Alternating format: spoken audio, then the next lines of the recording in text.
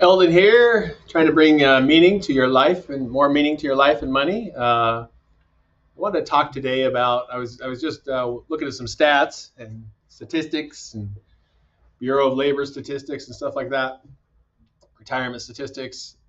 And you probably can guess if you think about it for a minute what the two biggest expenses are that people have in their lives before retirement.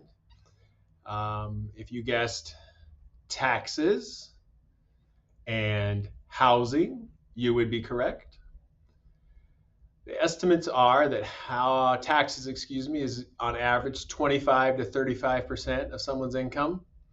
In many states of the US, that's actually low. It goes as high as 50%, 55% in some cases. Housing, 20 to 25% was the estimate.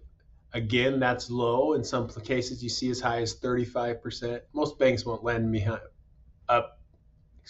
won't lend much higher than that.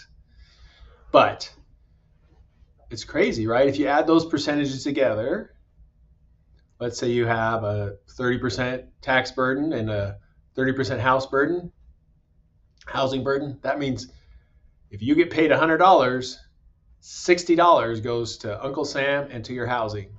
You have $40 left, 40%, to vacation, buy cars, pay for insurances, buy food, go out to eat once in a while. Oh, and you're supposed to save 15% of your income into retirement and pay for your college for your kids.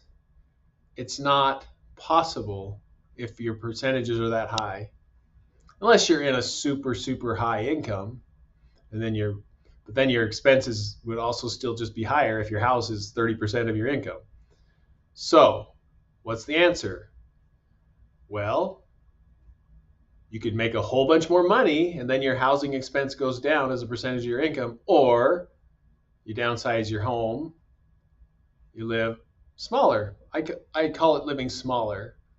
When I went through my divorce, I just thought, I'm going to live smaller. I don't want to live as big. And I lived in an apartment for a year and a half. I don't remember exactly.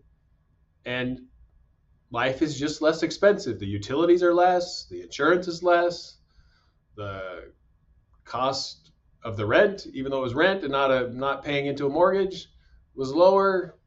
Even though rent's high, it's still lower than buying a house, especially in today's market when interest rates are 3 times what they were a year and a half ago. So I just encourage you, as you look towards retirement, prepare for retirement, want to save more for retirement, that you consider a few things. One, smaller house. Maybe that doesn't work for you, but if you want to save for retirement, it'll make it a lot easier. Pay off the house as fast as you can. That frees up 25 to 30% of your income, which you can then use to save and invest for the future. And you can make a lot of progress really quickly if you have the house paid off. Do not go into retirement without a paid for house.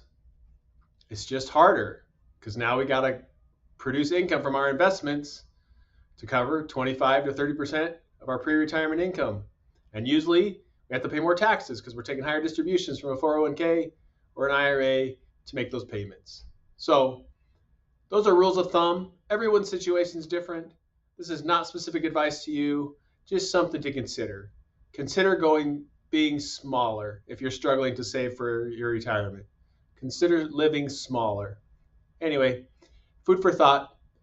Hope you have a meaningful life. Take care. Bye.